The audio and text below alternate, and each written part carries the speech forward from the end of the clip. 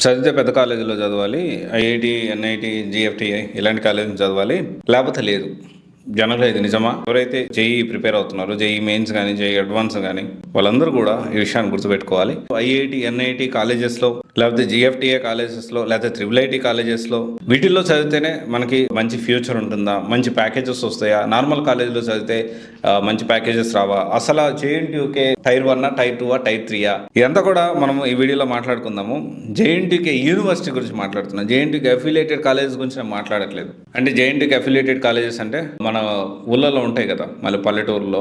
నేను కూడా అసలు మన tier 1, tier 2, tier 3 college, tier 4 కాలేజీలో కూడా ఉందో లేదో కూడా తెలియదు నేను చదివించిన కాలేజ్.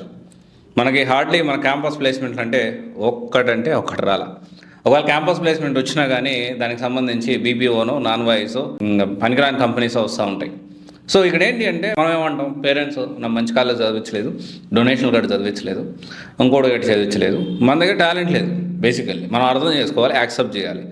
ఇక్కడ ఏంటి అంటే చాలా క్లియర్గా ఇంటర్ నుంచే ఈ ఐఐటి, జేఈ ఏదైతే ప్రిపేర్ అవుతున్నారో వాళ్ళందరూ కూడా గుర్తుపెట్టుకోవాల్సిన విషయం ఏంటంటే, పెద్ద కాలేజీలో చదివితేనే మనం కాలేజ్ నుంచి బయటకు రాగానే మనకి మంచి హ్యూజ్ ప్యాకేజెస్తో జాబ్స్ వస్తాయి, కోట్ల ప్యాకేజ్ వస్తాయి. ఇది మనం తెలుసుకోవాలి. గట్టిగా మనం చూసుకుంటే 23 ఐఐటి కాలేజెస్ ఉన్నాయి, 17,740 సీట్స్ ఉన్నాయి. ఐఐటి కాలేజెస్ చూసుకుంటే 31 కాలేజెస్ ఉన్నాయి, 24,229 సీట్స్ ఉన్నాయి. అండ్ తర్వాత జేఈ మెయిన్స్ కింద చూసుకుంటే 32 జిఎఫ్టీ కాలేజెస్ ఉన్నాయి డెఫినెట్లీ. దీంతోపాటు ఎన్ఐటి అని, ఐఐటి అని, ట్రిపుల్ ఐటీ అని, అండ్ ఇవన్నీ కూడా ఏంటి అంటే టైర్ 1 కాలేజ్ కిందకు వస్తాయి. అండ్ టైర్ 2 కాలేజెస్ వచ్చి జిఎఫ్టిఐ అనేది టైర్ 2 కాలేజ్ కిందకు వస్తుంది.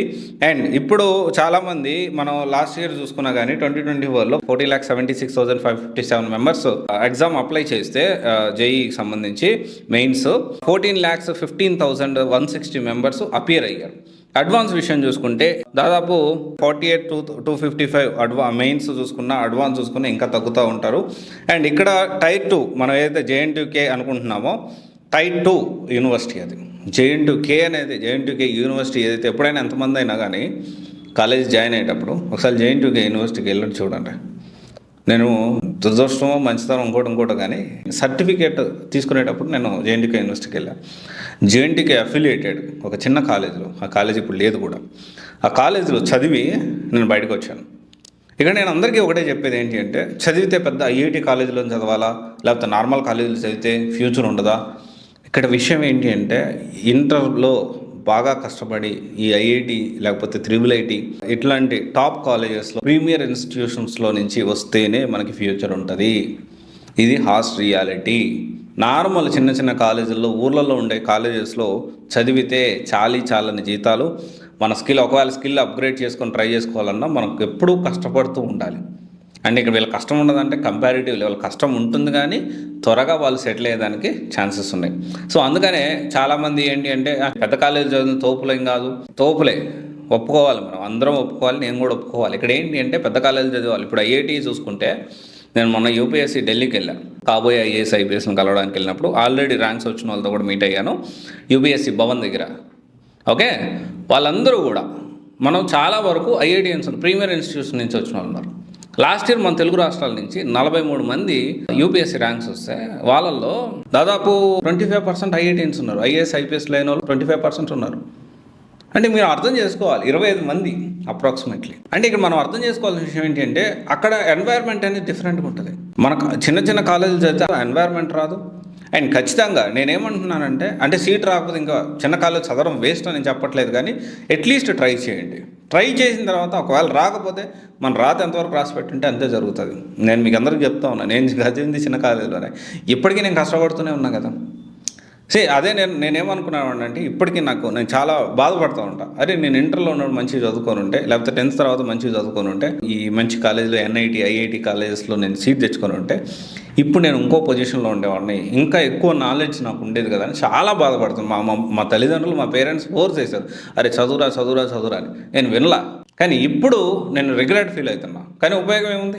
ఇప్పటికీ నేను ప్రతిరోజు కొత్త టాపిక్స్ మీ అందరికీ చెప్పడానికి, కొత్త టాపిక్స్ అండ్ కొత్త పీపుల్ని మీట్ అవుతూ ఉంటాను. ఐఏఎస్ని, ఐపీఎస్ని, తర్వాత కంపెనీ సీఈఓస్ని ఎప్పటికప్పుడు.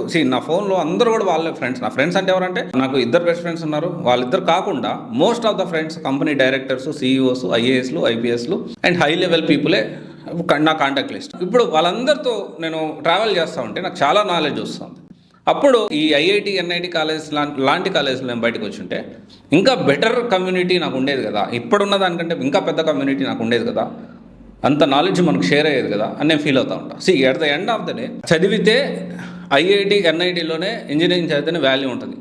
డీమ్డ్ యూనివర్సిటీలు, తర్వాత వచ్చేసి చిన్న చిన్న యూనివర్సిటీలు, మన కేఎల్ యూనివర్సిటీ ఏమైనా చూసినాక A++ గ్రేడ్ కోసం డబ్బులు ఇచ్చారు.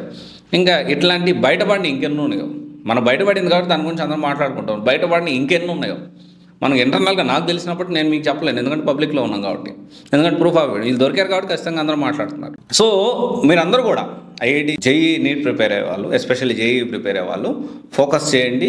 మంచి యూనివర్సిటీలో మంచి ప్రీమియర్ ఇన్స్టిట్యూట్లో సీట్ తెచ్చుకోవడానికి ప్రయత్నం చేయండి.